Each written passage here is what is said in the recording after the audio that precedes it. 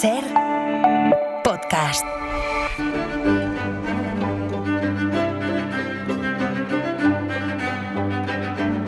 Hola Nieves, buenas tardes. Buenas tardes, Carlas, ¿qué tal? Esta semana estamos practicando un ejercicio realmente novedoso para este acontece que no es poco, pero ya no es solo que le demos a la historia un formato de capítulos, como si de una serie se tratara, sino que tenemos una serie de televisión, La Reina Serpiente, que nos sirve, vamos, te sirve a ti, para ir contando quién fue y qué hechos rodearon la vida de Catalina de Medici.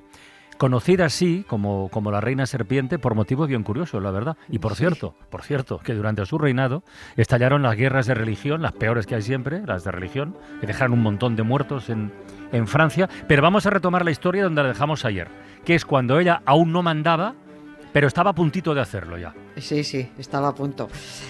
Ya dijimos, durante el reinado de su marido ni pinchó ni cortó. Uh-huh. Solo fue una reina, lo que eran todas, una reina paridora y llevando los cuernos pues de la mejor manera que podía. Su momento llegó cuando enterró a su marido, que ahí se cortó los cuernos y envió al amante a hacer gárgaras lejos de la corte. Se acabó para Catalina ser un modelo de virtud y de prudencia. Los 12 años de ninguneo que vivió como reina consorte los aprovechó pues para observar y para aprender. Estuvo arrinconada, es verdad, pero desde su rincón se convirtió en una política muy mañosa y con mucha capacidad, cuando llegó el momento, claro, para moverse entre las dos familias facciosas que estaban literalmente a hostias por ver quién pillaba poder con la religión como arma de guerra. Ya dijimos, los Guisa y los Borbones. Exactamente.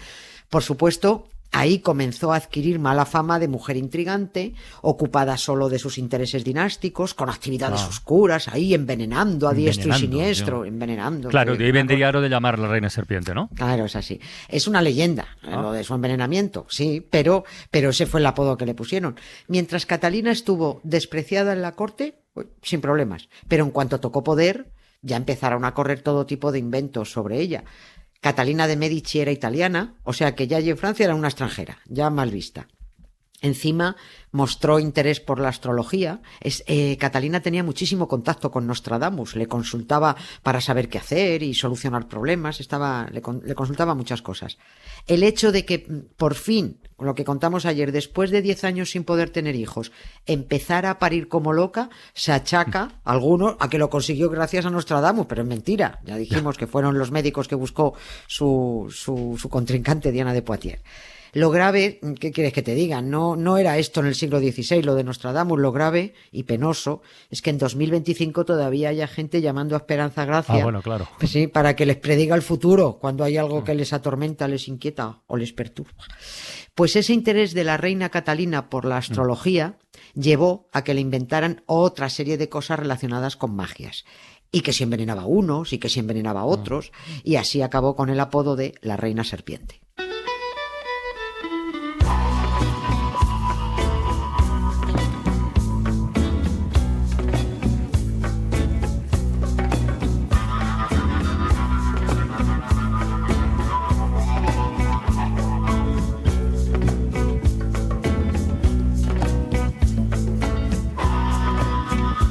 Bueno, vamos a lo concreto, al margen de los apodos y las cosas. ¿Cuándo empieza a notarse el poderío de Catalina en Francia? Pues casi tras la muerte de su marido, pero no inmediatamente. Cuando enterraron al bello tenebroso, Enrique II, ¿te acuerdas? Lo llamaban. Sí. Cuando enterraron a este hombre, subió al trono su hijo mayor, que era el previsto, como Francisco II de Francia. Era el mayor, pero tenía 15 años. Primogénito, pero muy joven, claro. Y enseguida lo engancharon bajo su influencia los Guisa, la facción católica, pues para gran cabreo de los Borbones, que era la facción protestante. Pero Catalina ya estaba ahí, Catalina ya estaba en la sombra, estaba maniobrando, estaba atenta, conspirando, mintiendo si hacía falta, porque quede claro que aquí no estamos diciendo que Catalina de Medici fuera una alma cándida, una política impecable y honesta, ni muchísimo menos. Fue una mujer que se abrió paso a bocaos, pues como hacían todos los gobernantes, hombres y mujeres, pero en su caso fue muy recurrente asociarla a artes oscuras y malvadas. Catalina era lo que era. Esto lo que estamos hablando de ella no es una defensa de ella como reina, es solo quitar leyendas y poner de manifiesto su poderío. Decía que subió al trono de Francia a su hijo, de 15 años, Francisco II, que ya llevaba casado un año, desde que tenía 14 años el chaval, con otra jovencita, un poquito mayor que él, de 17 años, a la que tenemos que identificar. sin ánimo de liar a nadie, pero es que es importante decir quién era. Estaba casado con María Estuardo, que ella ya era rey... De Escocia, ¿no? Claro, efectivamente. Era la reina luego titular. Dices que sí me pierdo, pero que me pierdo. No te pierdes, no te pierdes. Tienes perfectamente colocada a la gente. Pero es que María Estuardo además es muy famosa. Era la reina titular de Escocia. Esta fue famosa porque luego la decapitó su prima, la reina de Inglaterra, Isabel. Bueno, pues María Estuardo era una católica enfermiza, era una fanática. Era sobrina de los Guisa, que estuvieron muy hábiles colocando a la niña como esposa del que iba a ser rey de Francia. Por eso cuando llega al trono Francisco II, la influencia de los Guisa sobre el rey era tremenda, era absoluta. Claro, ahí está.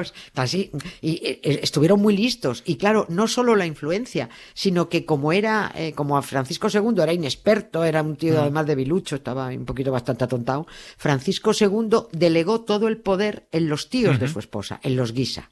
Que decir que eran intrigantes, eso es quedarse muy cortos. Y bueno, y con los protestantes borbones subiéndose por las paredes por esa influencia que tenían sus enemigos. Vamos a escuchar, he traído un audio extraído de la serie La Reina Serpiente para hacernos una idea del brutal enfrentamiento entre Guisa y Borbón, al margen de que sea una serie, ojo. El que habla es el padre de Antonio de Borbón y Luis de Borbón, echándoles una bronca a sus hijos impresionante por dejarse comer el terreno por los Guisa. Mantener la influencia, y ni eso habéis conseguido. Es cierto. ¡Fallamos! No puedo comprender cómo ha pasado. Ah, no, Luis. Yo sí puedo. Sois príncipes de sangre y os habéis dejado mandonear por una familia de follacerdos. Lo siento, papá. Lo siento, papá. Nosotros no somos cerdos que alguien se folla. Somos los Borbones y somos nosotros los que follamos. Un cabreo del 14, ¿eh? Joder. Sí, pues para que te hagas una idea. Ya. Oye, una cosa, ¿y Antonio y Luis de Borbón eran tan torpes, tan lerditos como lo refleja la serie? Sí parece, pero bueno, vamos a ver, en la serie aparecen como pagafantas, quizás un poco caricaturizados, pero todos en la serie son muy malos, todos. Los Guisa, los Borbones, los Medici. Es que fue un periodo tremendamente tenso y políticamente muy, muy cruel. Pero hablando de cerdos... A todo cerdo le llega su San Martín y resulta que Francisco II, Paquito, duró reinando año y medio. Vaya. Sí, ya me hemos dicho, era flojo y el chaval muy enfermizo. Murió sin dejar heredero, con lo cual María Estuardo, reina de Escocia y reina consorte de Francia, se quedó colgada de la brocha, pero pretendió quedarse en Francia, en la corte. Ah, amiga, ahí le dijo Catalina, perdona bonita, pero aquí 2 reinas viudas, tú y yo... Estos ya son multitud. Así que te vas yendo ya para Escocia, que tienes allí liada una buena, porque se te están volviendo todos protestantes. Aire, María, aire. I think I did it again. I made you ballet. We're more than just friends.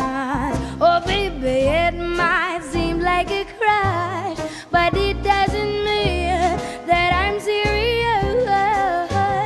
'Cause you lose all my senses. That is just so typically me. Oh, baby, oops. Vale, María Estuardo se va a tomar viento, pero sí. Por recuperar, ya tenemos que Catalina de Medici ha enterrado a 2 reyes de Francia, a su marido, a Enrique, y a su hijo Francisco. Sí. Pero falta alguno más. Joder, si faltan. Vamos a por el tercero. Al siguiente que le tocaba reinar era su hijo Carlos, que subió al trono como Carlos IX de Francia. Pero claro, es que tenía 10 años. Y aquí sí entró como regente, como gobernadora de Francia, Catalina de Medici. Las tensiones religiosas entre católicos y hugonotes así se llamaban a los protestantes, sobre todo a los calvinistas, esto fue a más. Los Guisa católicos mosqueados porque se les había muerto su títere. Y los Borbones, los hugonotes, viendo la oportunidad ahora de pillar cacho.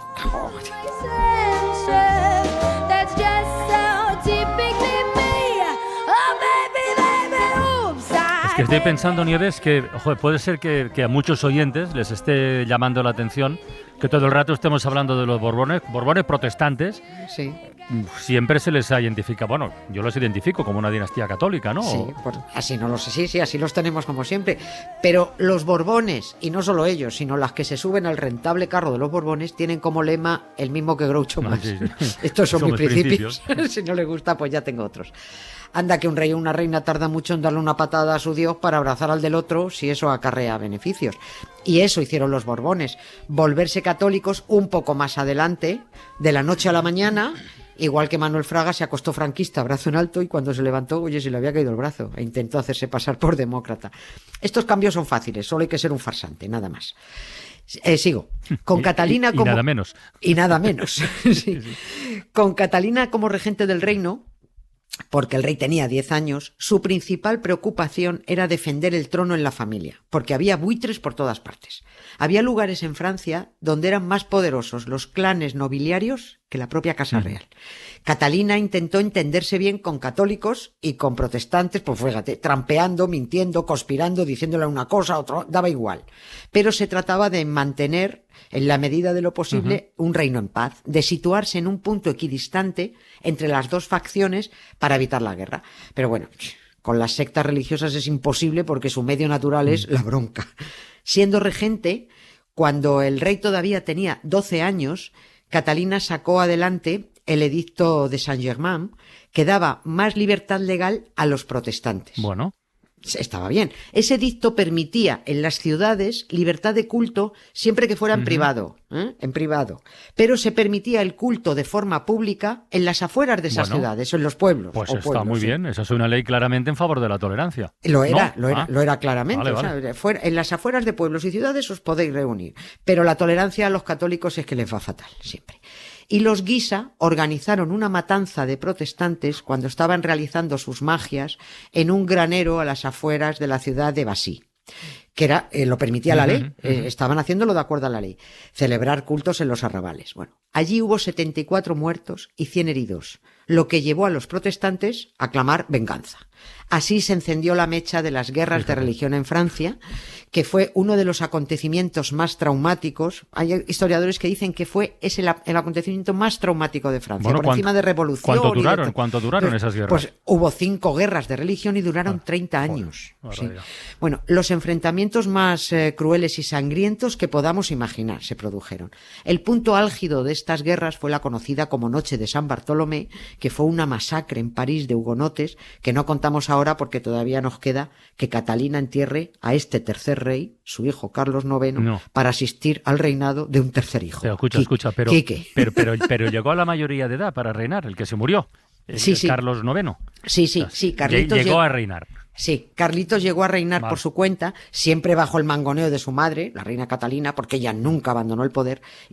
Pero vamos, Carlitos se mantuvo en el trono 13 años, pero incluso así se murió jovencísimo, con 23 años.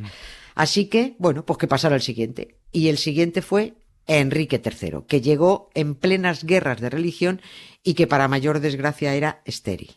Y porque si nos fijamos, en ningún momento estamos hablando de que los hijos de Catalina que reinaron, Francisco II, Carlos IX y Enrique III, tuvieran herederos. Por eso tenían que ir sucediéndose en el trono los hermanos. No había ningún hijo. Y esta circunstancia de que no hubiera hijos fue la que acabó poniendo en manos de los Borbones el trono de Francia. Ya llegará esto. Catalina estuvo a punto de enterrar también a Enrique, pero bueno, tuvo la suerte de morirse 7 meses antes que él, porque debió pensar, mira, ya asistir a una quinta coronación, basta ya. Bueno, ¿voy a dejar esto aquí? Pues no lo voy a dejar, porque una vez que hemos conocido a esta poderosa Catalina de Medici, habrá que saber cómo y por qué los Borbones se hicieron con el trono de Francia y ya de ahí saltaron a España. Hay que conocer el origen de esta condena divina.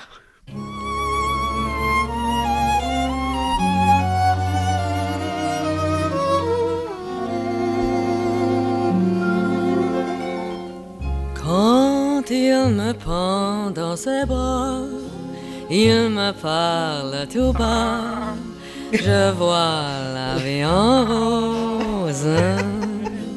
Il me dit des mots d'amour, des mots de tous les jours, et ça me fait quelque chose. Bueno, pues ya tengo ganas de mañana que siga esto. Sí, ya verás. Esto no se queda aquí, esto se hincha. Hasta mañana, Nieves. Hasta mañana, adiós, un beso, gracias.